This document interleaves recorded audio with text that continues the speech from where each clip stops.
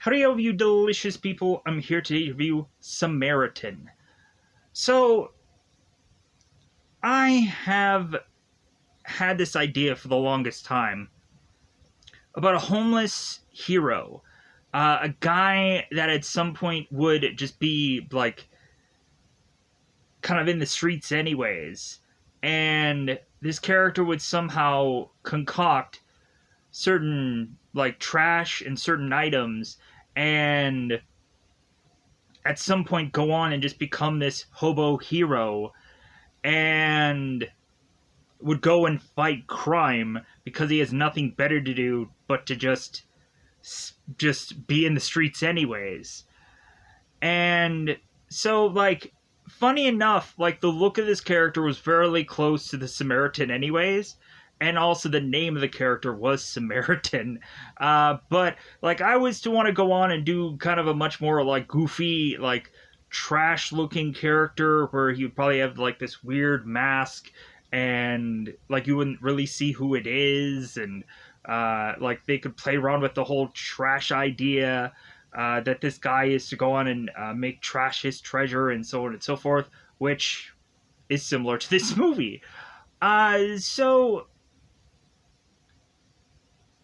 I believe that the tagline of this movie is you don't know the whole story, and by the end of this movie, I was left going like, all right, yeah, I can't really say much more than that. But I really enjoyed the way that they went about this film, even though it's probably to be a movie where it's like, yeah, it wasn't really won over by the Samaritan Nemesis story. Like, it comes off very like the video game Infamous, where like it has that kind of approach to like a superhero story, and like anybody could have figured out how this story was going to go. How is it that you were surprised? Dot dot dot dot dot. No, I liked this movie. Really, the actors really sold you on it. Here's also the thing: the character that plays Sam in this movie, called Javon, he actually is a boxer. Before he was to go on and do all these acting roles and take on all these shows like Euphoria and all kinds of other stuff that he's randomly in at some points, like Utopia, he was in that also. Javon was to actually be a legitimate boxer as a kid, and I was like really impressed by knowing that information. I was like, wow, like this kid went on to do like competitions, and I was like, wow, that's so cool to find that out. As I was kind of like Google searching this guy, I'm like, why does this kid look so familiar? And then I saw him on like boxing stuff also. I'm like, oh yeah, that's cool. So, like, Sam, when he's punching and he's doing all that stuff, and Joe's going on like, man, you really know how to punch. It's like, well, yeah, because this kid was trained as a boxer, but then at some point they just transitioned him to be an actor. That's Javon, not actually Sam, the character in this film. But so, teeing it up, what is this movie about? So, we have both Samaritan and we have Nemesis, who are to be both brothers. Not exactly a very creative way to build up a rivalry, like a Cain and Abel kind of thing. So we have Samaritan, we have Nemesis, and they're battling to the point of battling to the death. And so it seems that Nemesis was to fall, Nemesis was to die, and people are kind of going to conclusions of whether or not Samaritan is to still be around or not, or if he fell to his death also. and because the conclusion is that the Samaritan and Nemesis had both left their helmets and their costumes aside.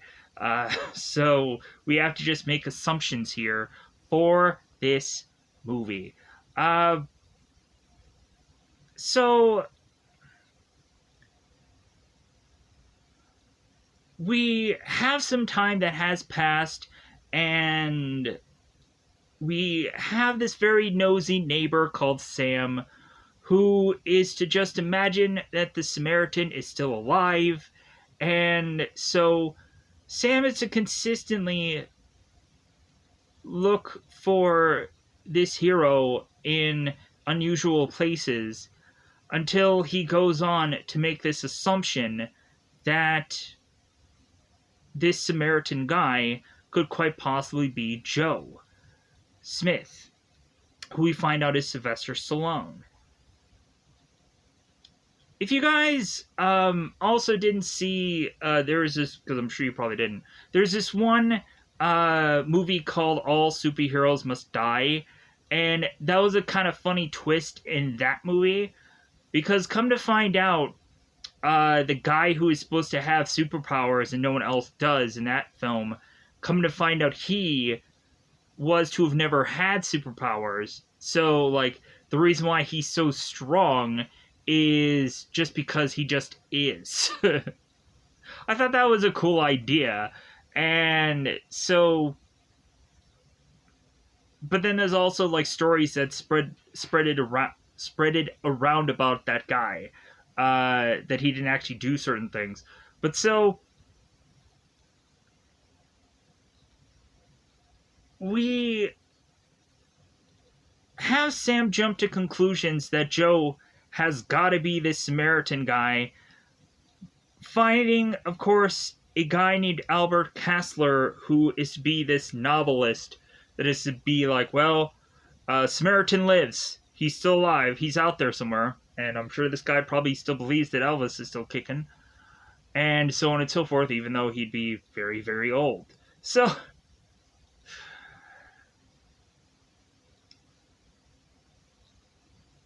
we also have Sam, who, if to not only get mixed up with the novelist to try to figure out the secrets of Samaritan, we also have Sam, who is mixing it up with seemingly a gang that is to idolize the Nemesis character over Samaritan.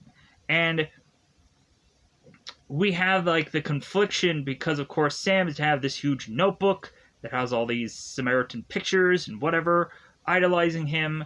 And so Cyrus, who is to be the villain of this story, is to go on and say, like, well, hey, like, Nemesis, like, did some good things too. Like, he took down the people that needed to get taken down.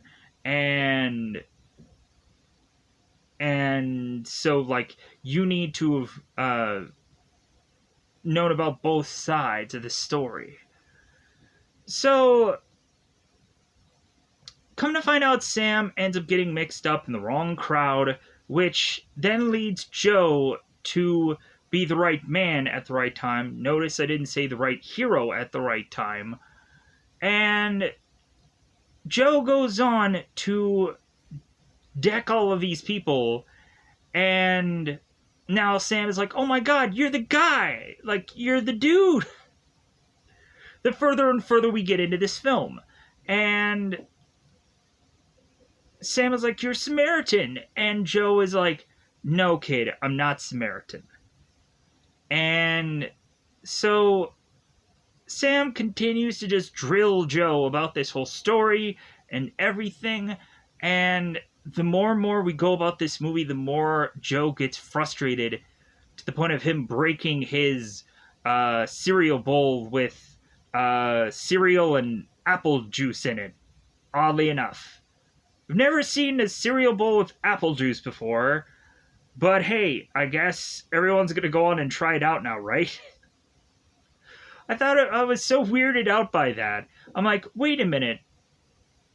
We have a guy that, like, eats huge, massive bowls of ice cream, but then turns around and puts, like, apple juice in his cereal. Lactose? I'm a little confused.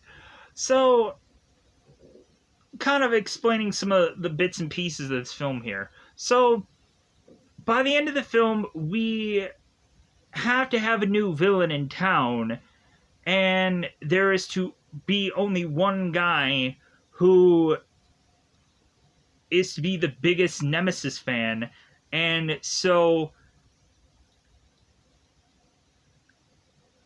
we have a fan that makes his dream a reality, and then we now have Joe, who is the only man in town to stop Cyrus.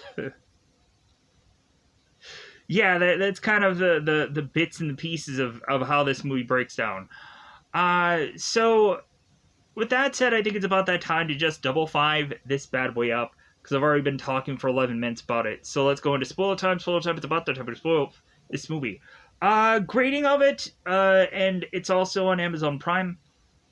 I thought that this was a solid good, if not like almost tiptoeing into great film.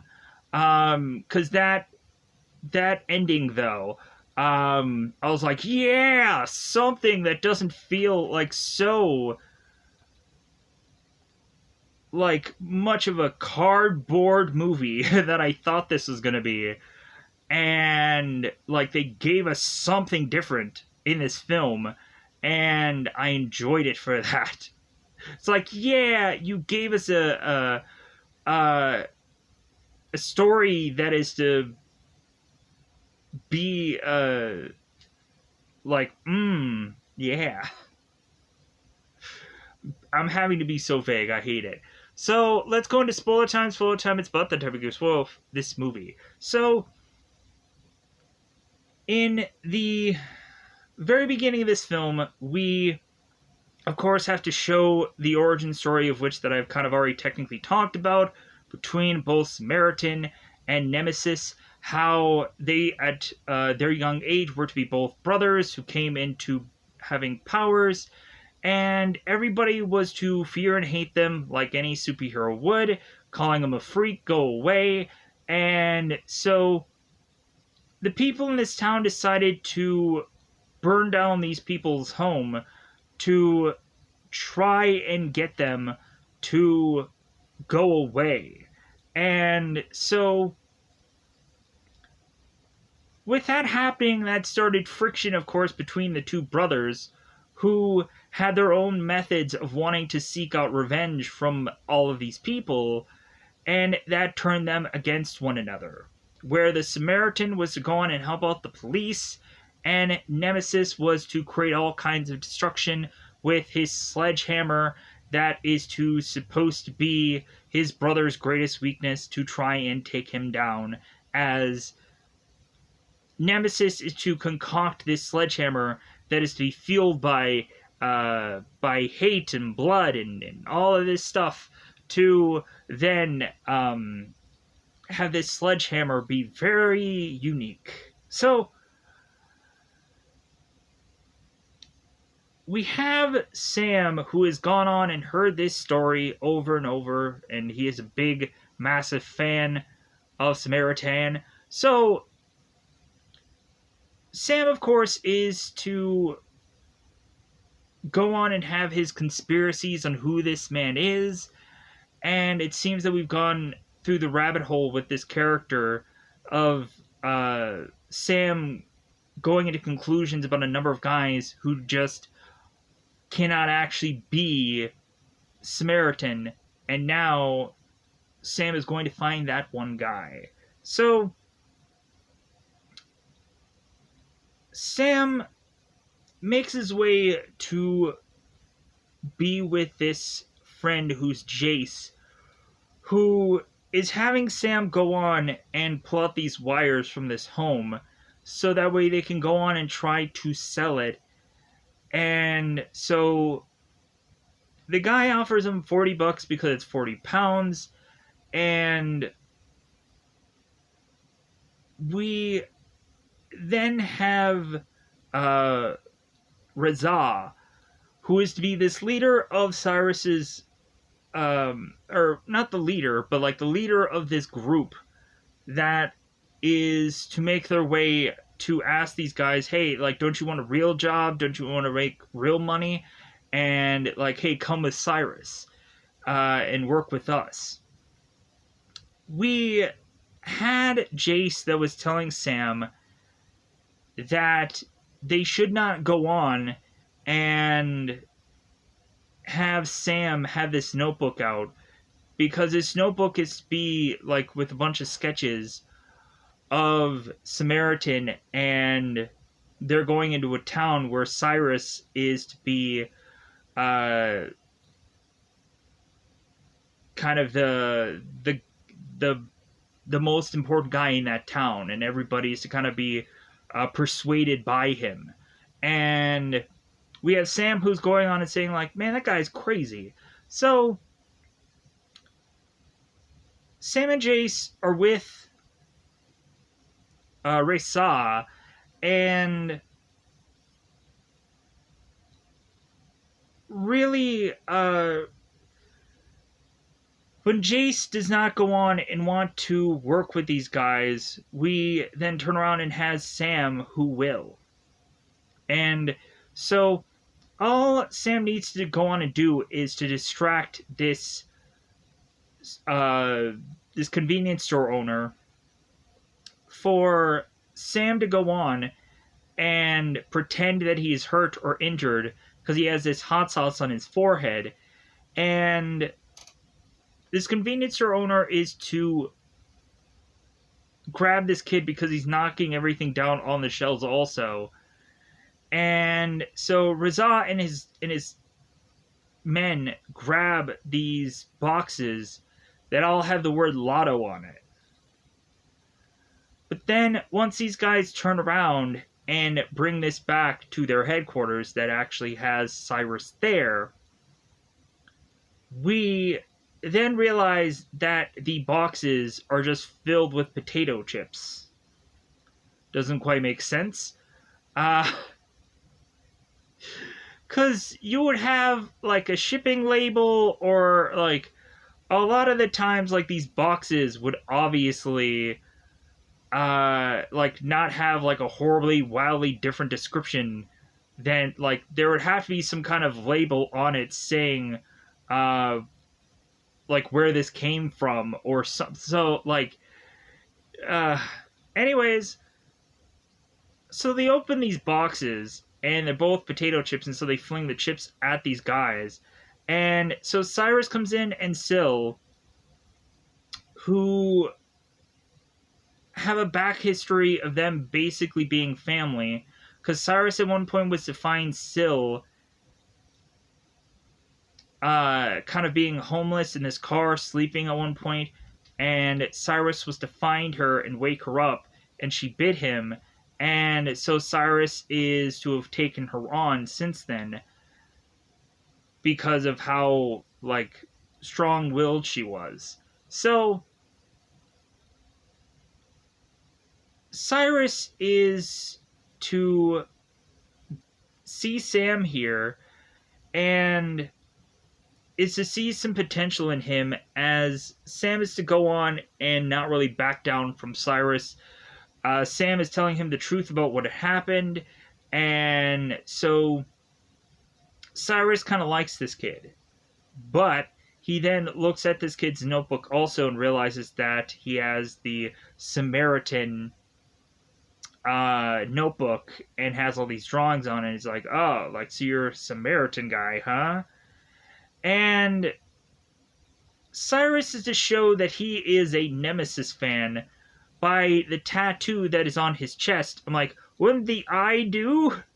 He has a tattoo right on his face. Why can't he just be like, hey man, like, I'm a Nemesis fan? But he has to like pull down his chest to show the bigger tattoo over his heart. And I'm like, okay, like, the face would have done just as well, but so Cyrus goes on to mention to the kid, like, well, hey, Nemesis was taking down guys that needed to get taken down, and so on and so forth. So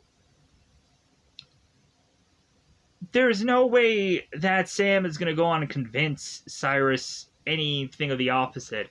So Cyrus gives Sam, I think, like a $10 bill, and then he goes on and gives him a $100 bill. And so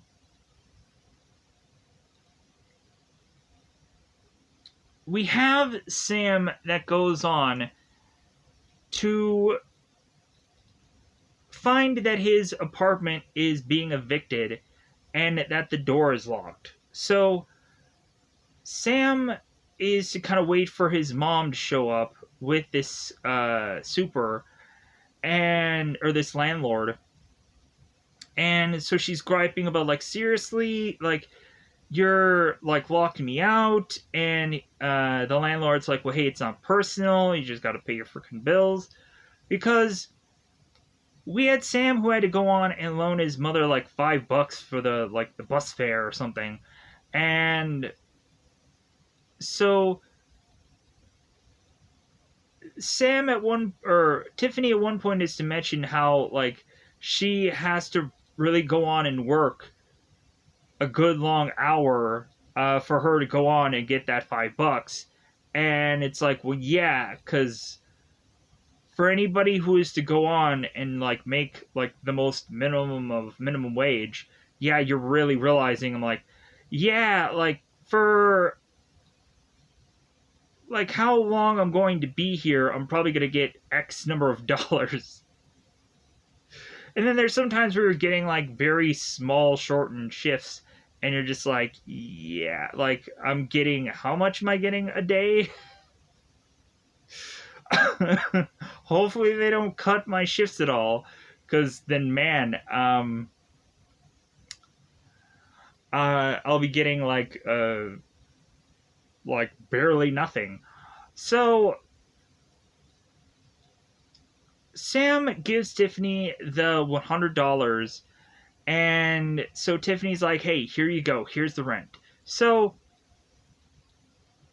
Sam is now washing his head, and Sam gets a number of like bruises and stuff like that, where Tiffany is consistently looking at him like, hey, where'd you get that bruise from? Hey, where'd you get this from? And so Sam has to come up with this story that he went into a convenience store and he fell in the store, he bumped his head, and the convenience store worker gave him some money to like just be hush money. And Tiffany's like, I don't buy that story. Like, what's the real story, kid?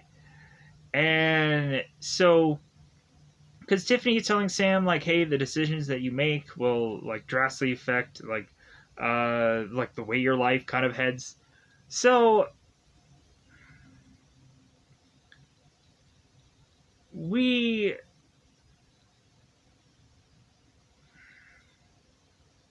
have Sam that goes on to make his way to the next day, and we also have Joe, who is doing garbage duty. Every single time he looks into a dumpster and is to find some random item that he can somehow restore so he can pawn it off to exchange it for a certain number of dollars, hoping that this guy can go on and buy these certain pieces to repair these items, and then turn around and not only get therapy from it, like it's therapeutic, but this guy's also trying to just have a side business or a side hustle to refurbish items, to resell them in this pawn store. So, which I thought was kind of interesting, because like, why is he just digging through trash? It doesn't make any sense. And at one point he goes on and finds this radio, and like his coworker is telling Joe, it's like, just find a puzzle, like just do a real hobby. Like, stop stealing from other people's trash. Like, it doesn't make any sense. So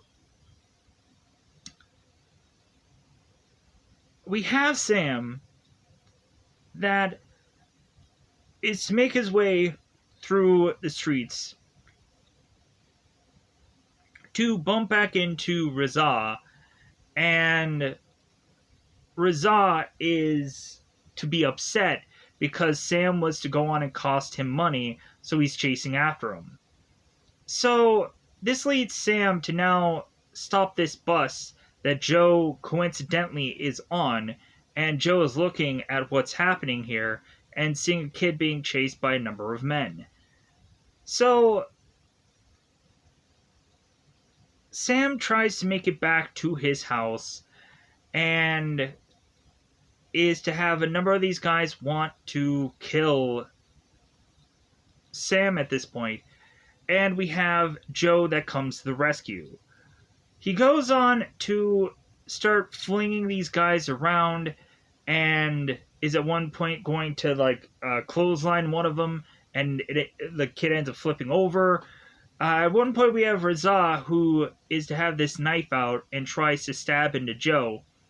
Joe catches the knife and is to slap the kid and take him down. And so Sam is to realize after this whole fight that the knife that Joe was holding is oddly bent. So Sam is to have this poster on his closet that has a number of possible suspicious people that he was to think were the Samaritan. But now, Sam is to go to Joe's place and find out what his name is, and take out binoculars and look into his window to find out that Joe has this massive burn mark upon his back, and that Joe is going on to fix this item with his chest, or with his shirtless back showing. So Sam is to rush off to Albert Kassler, who Sam had at one point seen some YouTube videos of Albert talking about his book. And so Sam seeks Albert out at this bookstore, and we have Sam who goes on to mention that he has found the Samaritan, and Albert is like, well, hey, you've gone on and you've had so many people that you've brought to me in the past saying that they were to be Samaritan, and they weren't anywhere close. There's just some unusual cases of people just being strong, but not Samaritan strong. So Albert is not to really believe this kid, even having him ask Sam well, hey, did you even read my book? And Sam's like, yeah, I watch your videos though. And he's like, that's not good enough. So finally Sam goes on and gives Albert proof about this bent knife. And Albert is like, well, what if this knife was just bent like that anyway? So Albert is not really believing this guy whatsoever. So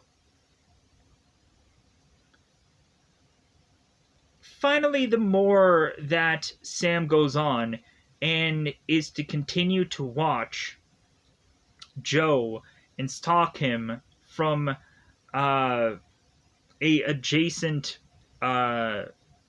apartment room, we start to have Joe that takes notice and is to mention to him hey, stop looking at me, a-hole, or something like that. So he's like, I know what you're doing, a-hole. So Joe, of course, is wanting to get the private life and wanting to be left alone. And so at some point, what happens is we have Reza here, who is to realize that he had gotten taken down by this homeless man, and that this leads to Reza's cousin getting involved with the Farshad, and Farshad is Reza's cousin, and Farshad is to say to Reza, it's like, you know, I vouch for you, like, you're making me look bad. Like, you're saying some homeless man just beat you up like it was nothing. Like, ah. So, come to find out, we have, of course, uh, Joe, who is to be spotted by these men. And so, what happens is they decide to just run him over as we have Sam, while Joe is to have walked away. Sam is to try to sneak into Joe's place with this kind of dumpster and get into his place, find this scrapbook that kind of proves that he is the Samaritan, and bring it back into his place. Joe goes on to find out that Sam took this scrapbook and wants it back, comes back to Sam and wants it. So Tiffany gets between the both of them and is to like convince Joe, hey, please don't call police, don't press charges. Like, Sam's father died, and like he's a good kid, but he's a little lost. So Joe turns to Sam. It's like, hey, you have a good mother, and like, lucky for you. And Joe's not going to press charges as he just wants the scrapbook, which he gets back here. So that's how Reza spots Joe and waits for him to pop back out so they can run him down. So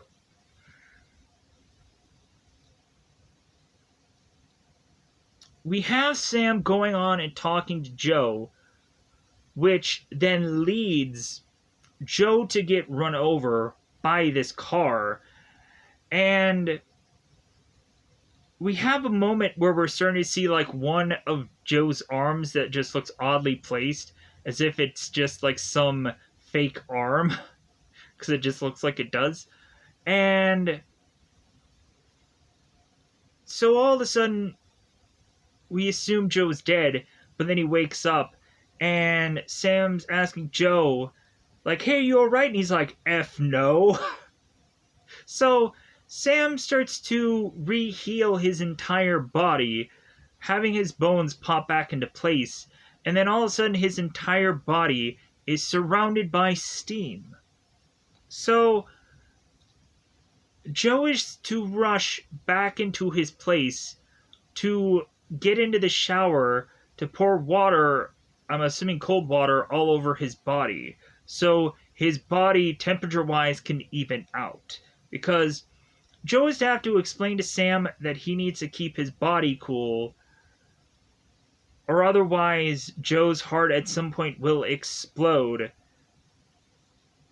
Because every single time there is to be a wound or a bullet hole or something going on in Joe's body,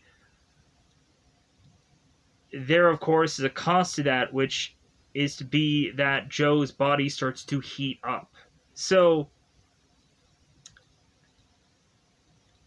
Joe then is to eat a massive amount of ice cream with Sam, to have Sam at some point explaining about his past with his father, and that the Samaritan had met his father at one point, and Joe is to ask, like, well, hey, like, what does your dad do? Like, does he do fairy tales?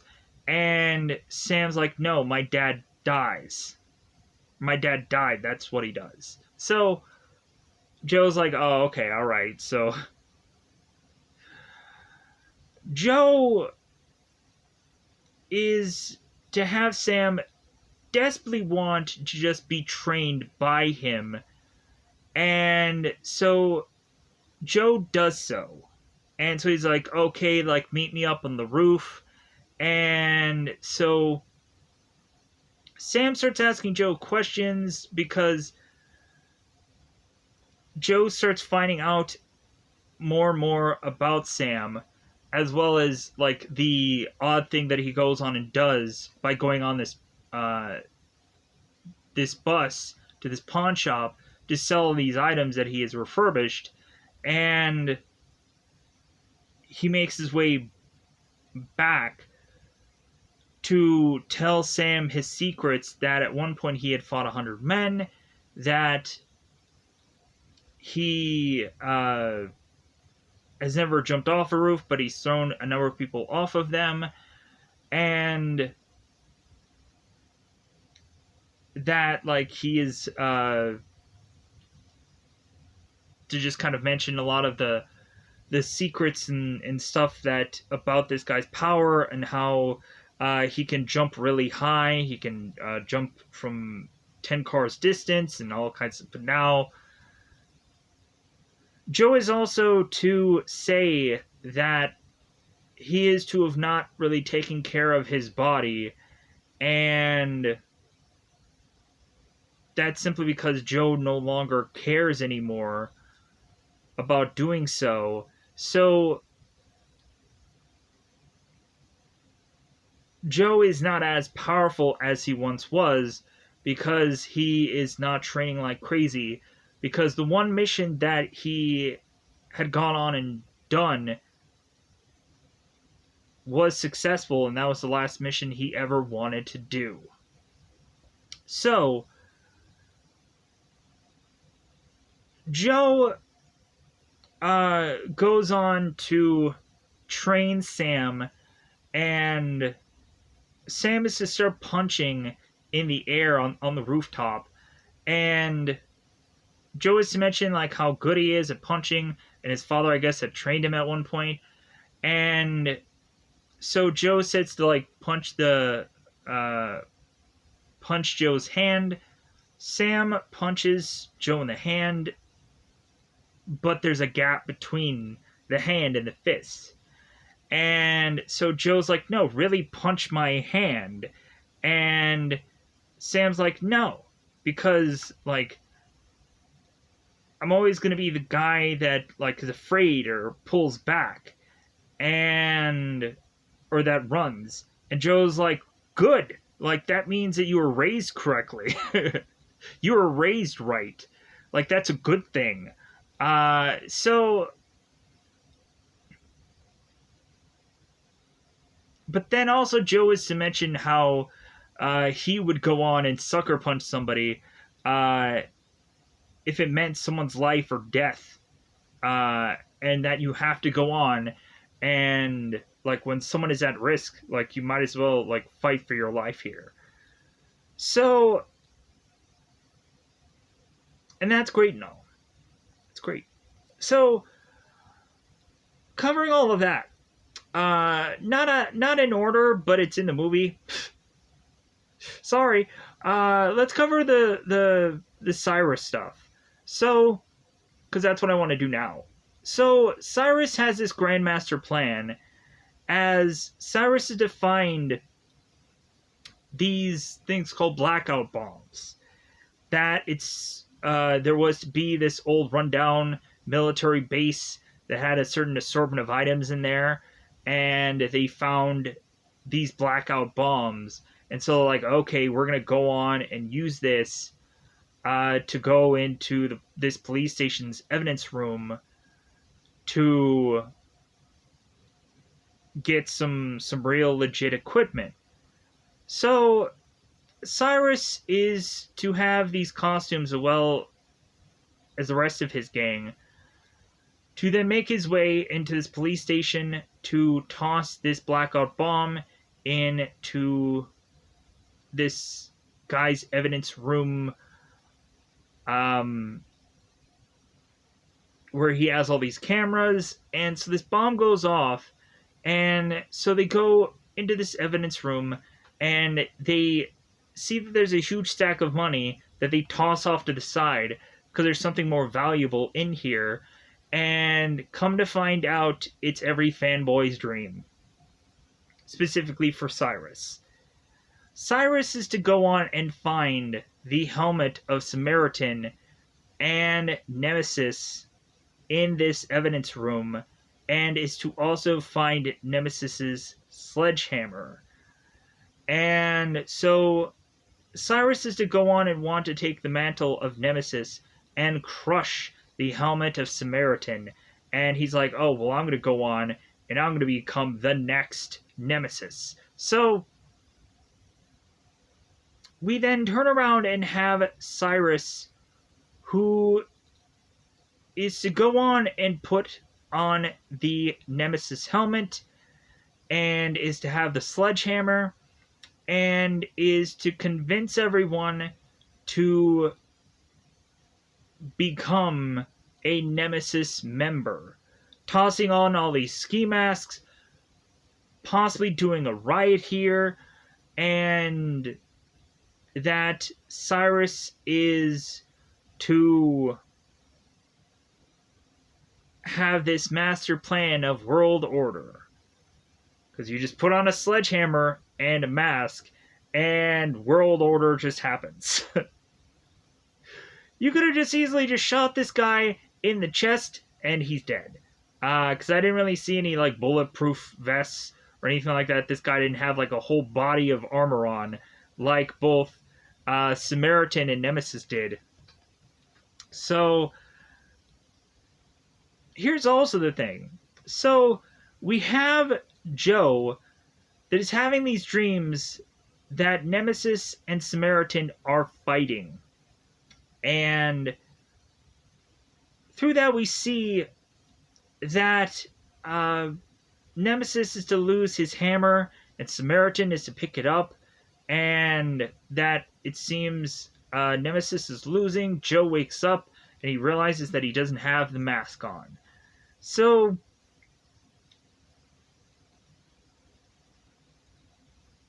more and more, Sam or Joe is starting to look at what's going on in the news, and he's getting more and more upset by all the chaos that is happening. And he is trying to keep his anger in check, but it's difficult. So we never have Albert that goes on and is to check on the fact if Joe could really be this Samaritan guy. We never go into that route of this story. But we just have to draw some conclusions by the end of this film.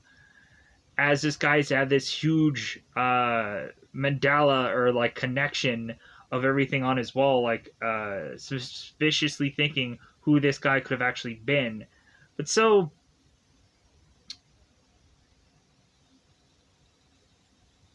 Sam, at one point, is to finally go on in this story and want to try to step in and do the right thing and not try to hide.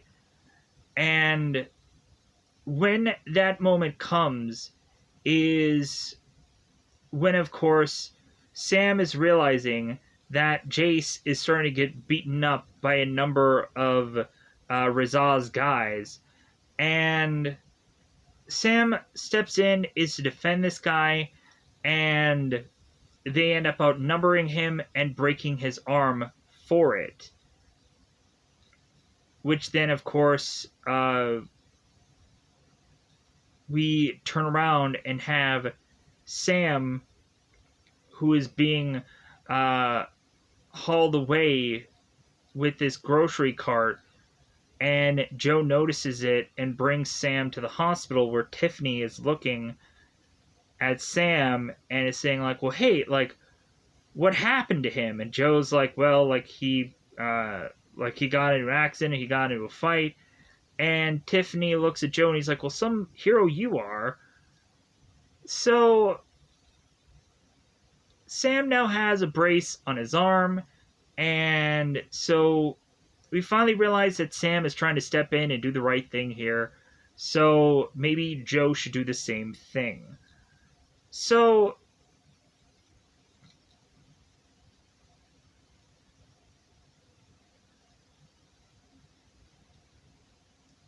these guys are to come into the assumption that Joe has got to be this Samaritan because he, of course, is still alive. They're like, oh my god, this guy is still alive.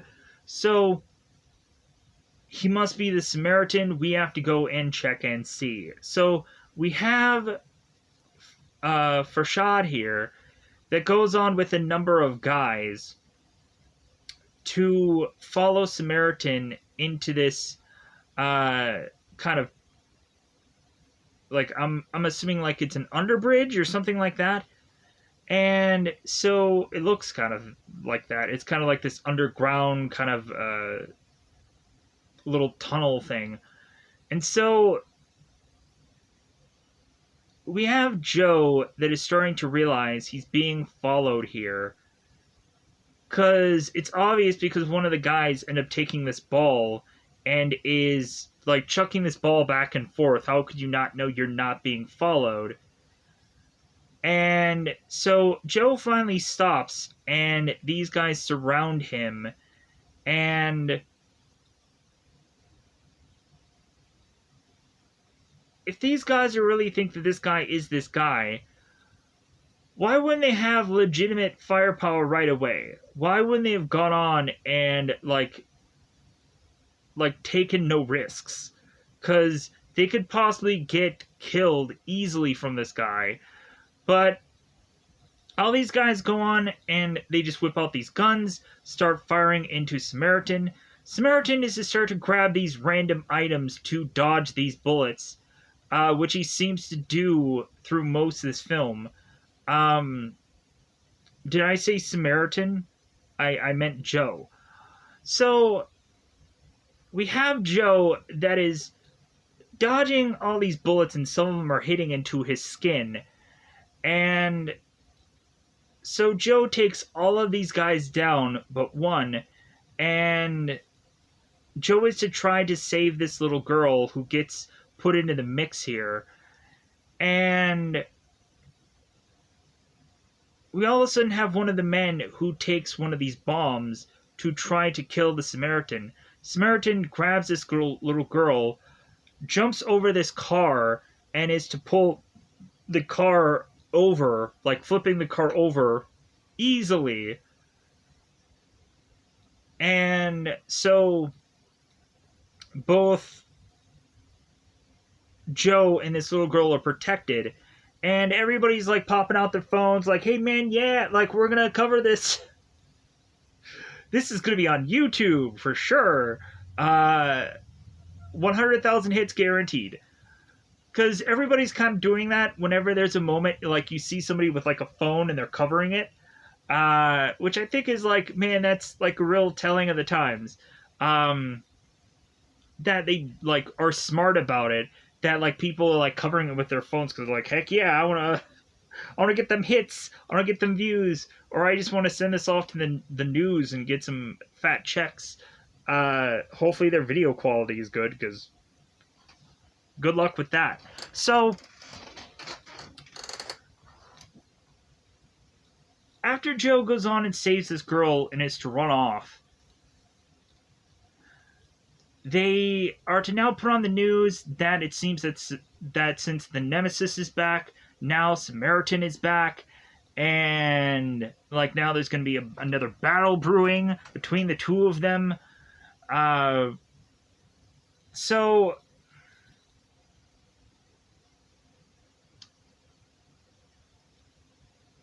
we have Joe that is to look on all this and just be like, Samaritan's back? So, and we have Sam was like, yeah, like the Samaritan's back. And it's like, no, again, you don't know the whole story. So,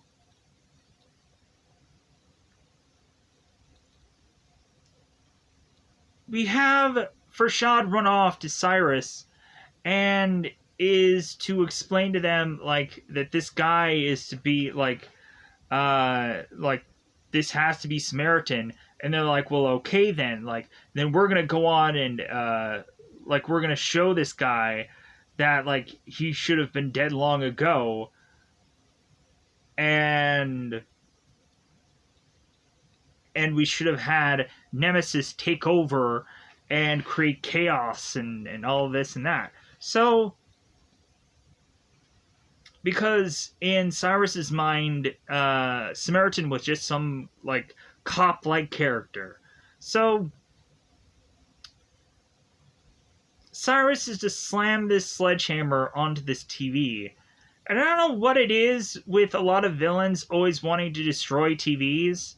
When you look at the Michael Keaton Batman movie, you have Joker who goes on and takes his gun and shoots a TV, or you have like Teenage Mutant Ninja Turtles Shredder who goes on and like chucks this like knife or this dagger, and is to tell like his foot people, find her, silence her. And like we just have a number of villains that oddly enough have to smash TVs for some goofy reason, as if that is a thing that is to always be set up in every single thing that we have seen at some point. So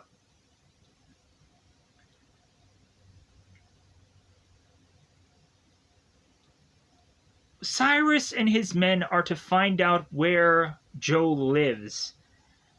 And when they find out where Joe lives, Sam is realizing that he's going to possibly be in danger here. That he's going to need his mother and him to get the heck out of this building because something's going down. And he realizes that Sam might be in the middle of all this. And so Sam and his mother make it all the way to the rooftop. And then eventually Cyrus and his gang are to find them. And so Tiffany is to be left sprawled into her room, knocked out. And Sam is to have been taken. So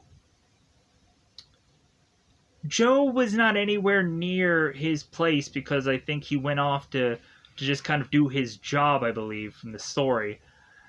And the guys go on and blast through this guy's whole entire room with these bullets, trying to find this guy, and they find the consolation prize of Sam instead. So Joe comes back trying to find where Sam is, and so this leads us to have Joe figuring out where Cyrus is to be, and so Joe meets up with Cyrus at his headquarters. And so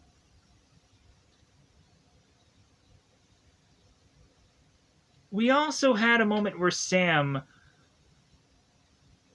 before both him and Cyrus's relationship was to turn sour, Sam was to also go on to earn back his $100. And so Sam goes on to be with this gang where I guess they are handing out all this food. And that's where Sam is to find out a little bit more about Syl and the back history of her and Cyrus. But it doesn't really seem that Sam goes on and does much to like earn that $100. But so it's weird. So but Sam is now in the clutches of Cyrus, and Sam is of course doing the cliche-ish like damsel in distress kind of role, even though Sam is a guy. Sam of course is to mention to Cyrus, is like, well, hey, he's gonna come for you and he's gonna take you down and he's gonna blah blah blah. Like all of those lines have been said a million bajillion times in any superhero thing when you would have the, in this case, guy, be held up and he's like, yeah, he's gonna get you because he's a good guy. Yeah, about that.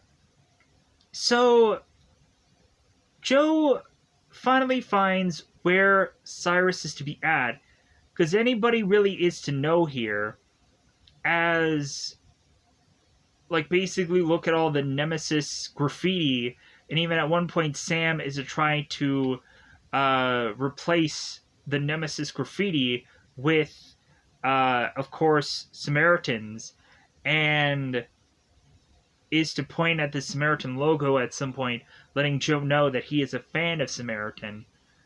So, as well as also, there's the one part where Sam had to go on and try to whistle for there to be cops around in the street because Cyrus wanted him to whistle. And weirdly enough, Sam could not whistle. Cyrus had noticed that there were cops, and they were cops that were, of course, getting paid off. And Cyrus turns to Sam. It's like, you need to learn how to whistle. So Sam finds the headquarters of the villain. And so now we have this big, massive showdown where Joe is calling for Sam, Kid, Sam, Kid, Sam. The one guy that I came here for. So here's also the thing. When we start to get some action-packed moments here, Stallone continually like busts out all these like one-liners that I thought were like, really? We're going back to that? We're going back to the old action ways of things, which I still thought was hilarious. How we're kind of tossing back to that. So Joe comes in here, and Cyrus is to get in his face, and is to have the sledgehammer, and he's like, well, yeah, now, Samaritan, I'm going to take you down, because you're the good guy, and I'm going to take the good guy down.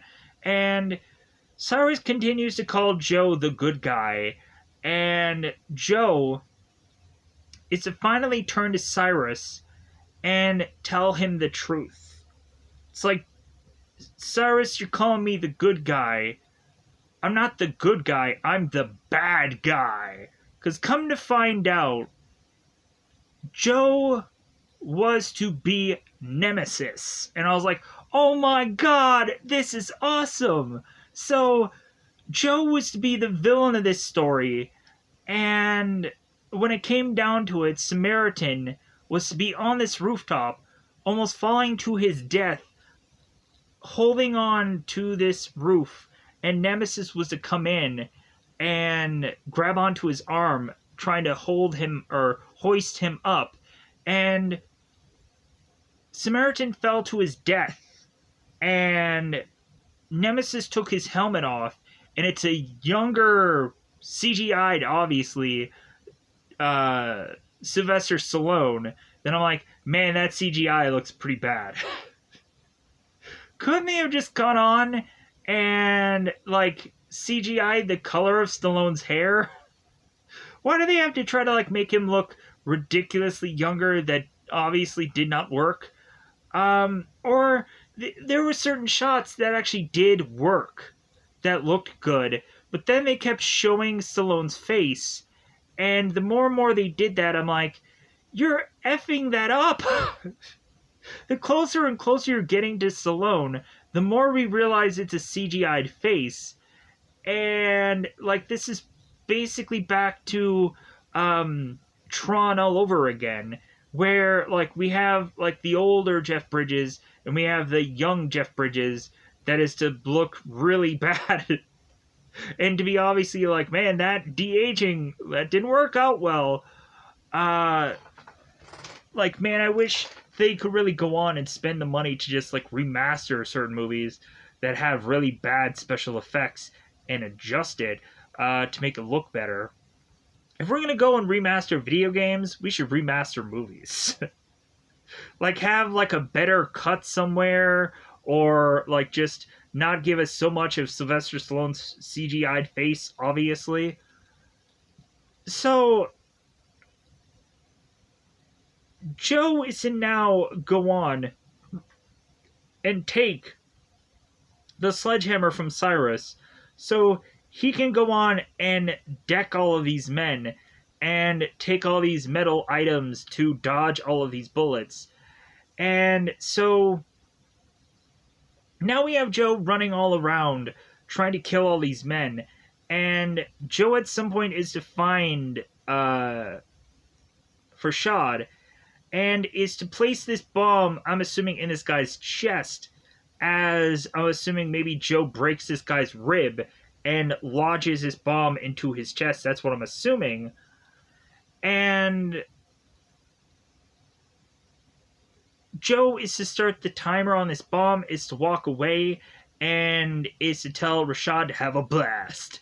And, like, giving us that one-liner. And so we get to a point where all of a sudden now Joe is surrounded with this sledgehammer with a number of these men. And so he ends up kind of breaking these pillars that are holding part of this building up, and it all starts to collapse. And a number of these guys are all taken down. So we have Cyrus, who takes Sam, handcuffs him to this pipe, and is to wait for Joe to arrive. So when the building after this explosion is to start burning all around them, Joe, of course, is to tell Sam that they need to get out of here, not even realizing that Sam, of course, is cuffed. There was also a line that didn't quite make sense to me in this movie, because Sam at one point is to turn, Sam at one point is to turn to Joe and is to say morning, and Joe says, like, what's good about it? Sam didn't say good morning, and Joe comes up with, like, what's good about it? Maybe he just notices that the guy is happy, and because Joe is to mention that he is like a troglodyte or whatever, and that he's a caveman, and like he doesn't like to be around people. And so it's kind of funny that by the end of this, Joe is to somehow find a friend in Sam, and is to want to save him here, and really cares about this kid. So Sam goes on to Joe goes on to make it to Sam, and all of a sudden we have Cyrus, who is to have the Nemesis mask. It is now stating that he's still going to try and take Joe down here. And we get to an interesting moment where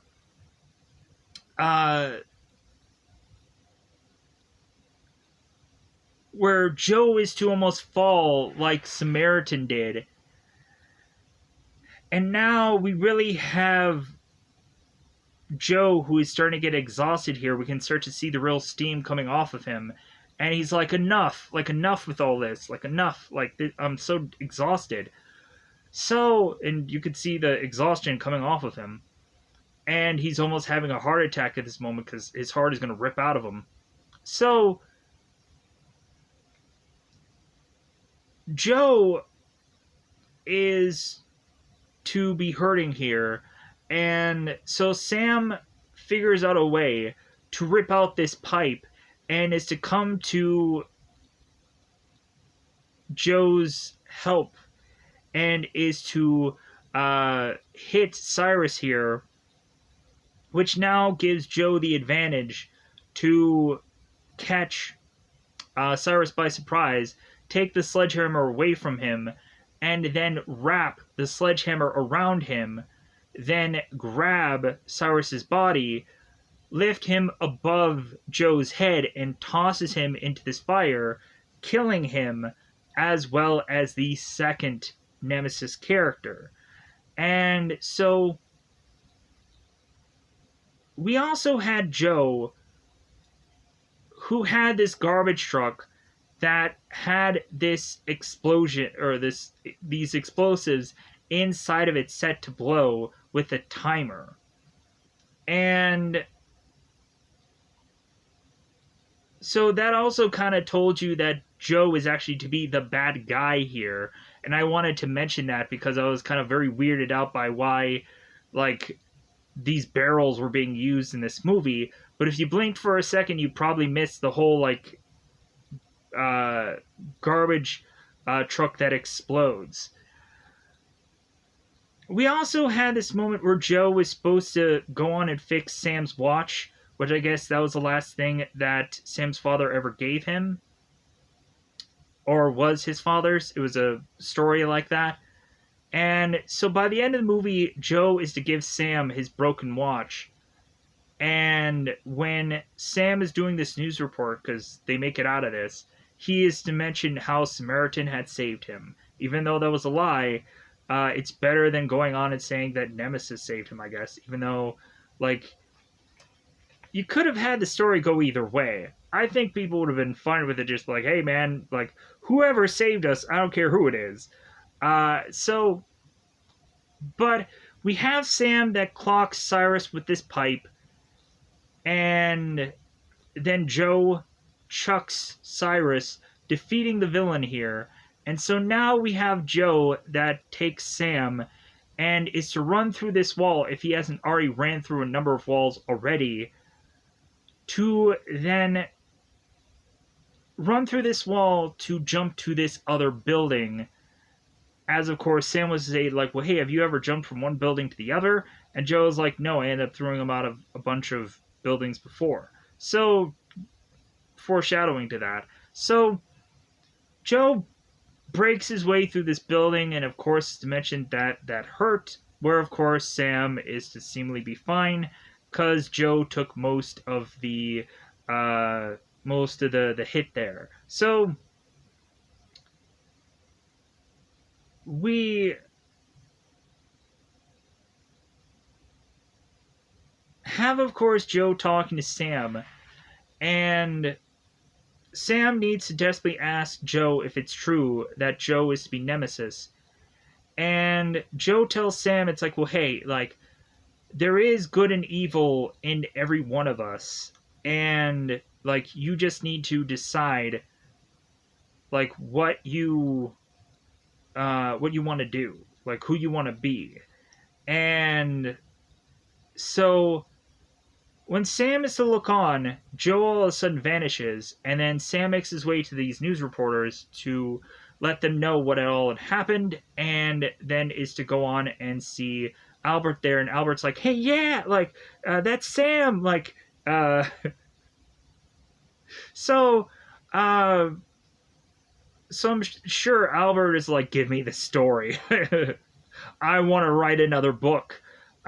So I'm sure he's going to use his kid to just get the big fat paycheck that maybe or maybe not he may not get. So we finish up here with now Joe walking away, feeling good about what he had gone on and done here, and there isn't any like moment where all of a sudden we're going to see this other villain that comes out of the shadows and is going to tell us there's going to be a sequel here. Nothing like that. Cyrus, of course, was to also lose his girl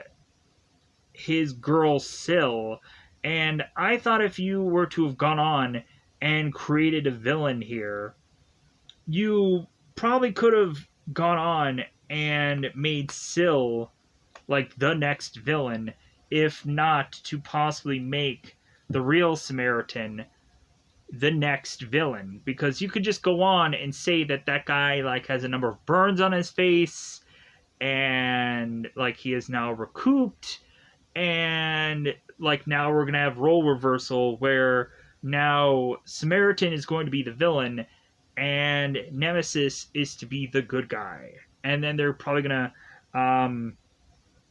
maybe like swap titles or something like that.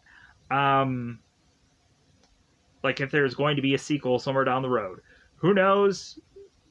This movie justifyingly might have just been pushed to streaming, and it may not recoup the money that it may have undone. But when really thinking about it, it's freaking Amazon flipping the bill for this movie, and Amazon is to be like freaking trillionaires. So yeah, Amazon is to easily flip the bill for this film, but also for this movie, like Stallone was shopping this around, obviously, because the thing that pops up first is Balboa Productions. So I'm like, okay, so like that's obviously to say that like Stallone has some company that he's putting together to try to sell people movies, because maybe Stallone is just like, yeah, I'm not getting like the gigs that I want, so I'm going to create my own story and do this a certain way so I can continue to do films instead of just kind of waiting around for a film to happen for me. I'm going to make a film because why not? It's freaking Stallone. So, with that said, I'm going to get out of here. Goodbye, everybody. Goodbye, everybody.